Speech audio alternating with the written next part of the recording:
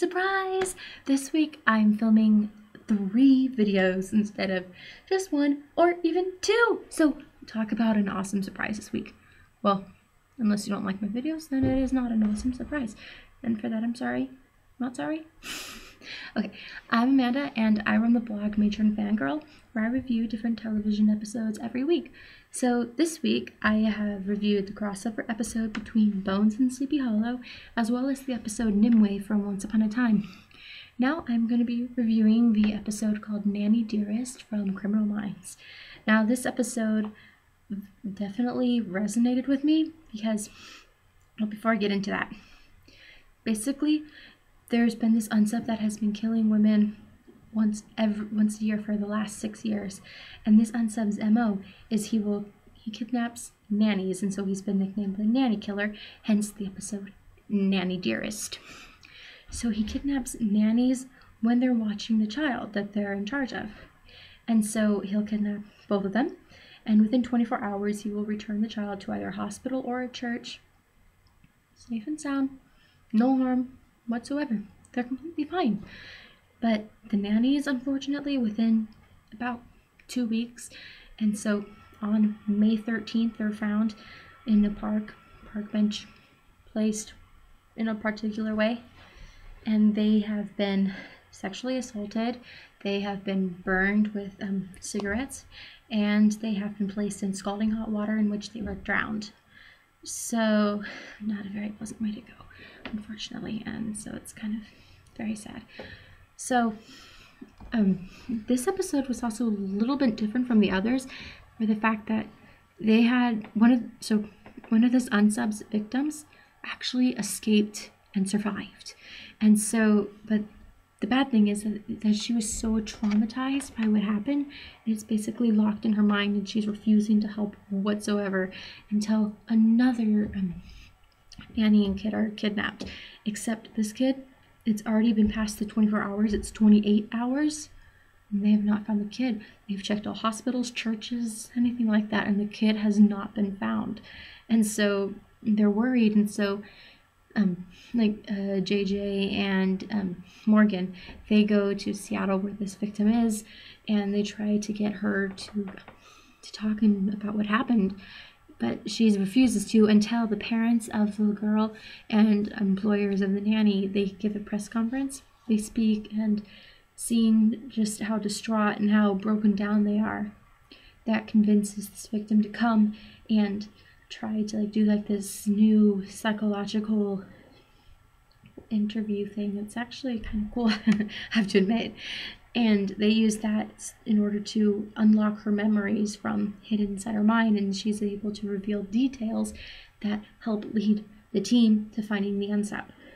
Now this episode really resonated with me for the fact that see, I used to be a nanny. I would babysit these kids on a regular basis. I would watch them when their parents were gone, and I would take care of them. I would cook for them.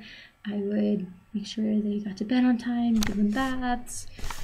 And so I understand that connection that forms between the caregiver and the child, and then the connection that forms between caregiver and, by caregiver I mean nanny and child, and then nanny and parents of child. That I completely understand. I've been there. I know how that feels.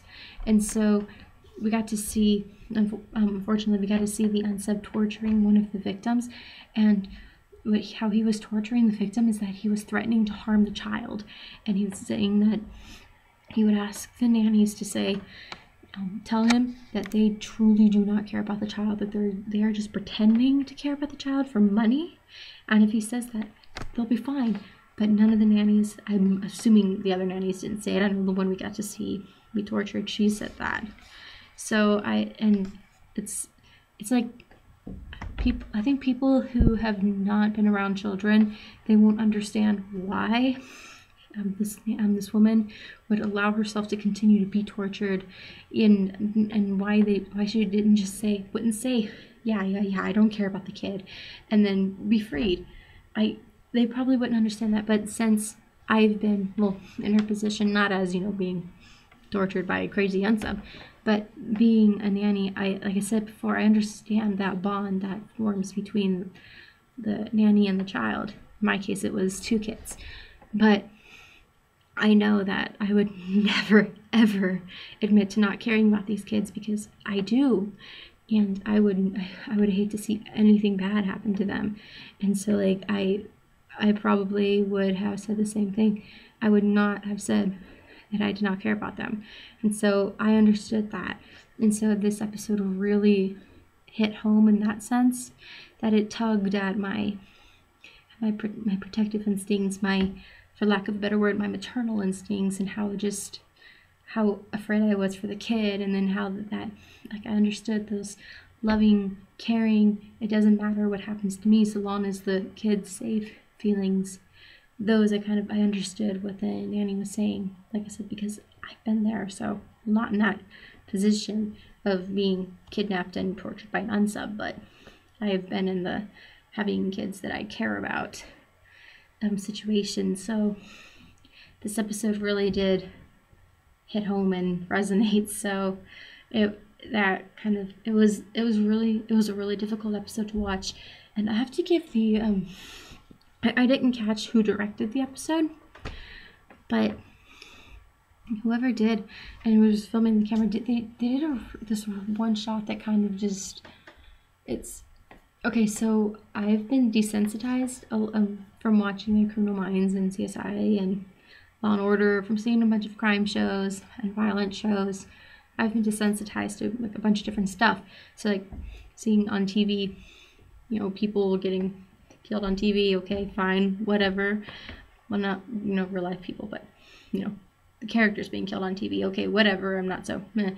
But seeing kids, I just, even the thought of like a kid getting hurt, that just, I can't, it's hard for me to watch, it's hard for me to handle.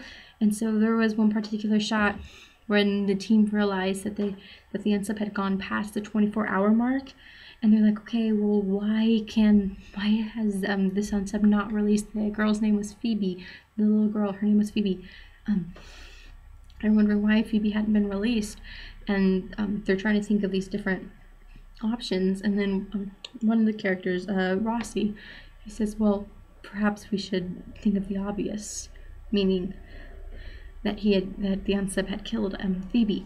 And so after he said, think of the obvious, the scene cut to the unsub filling the tub with scalding hot water, and the tub is just floating with steam, and you're like, oh my gosh, this is going to kill the nanny.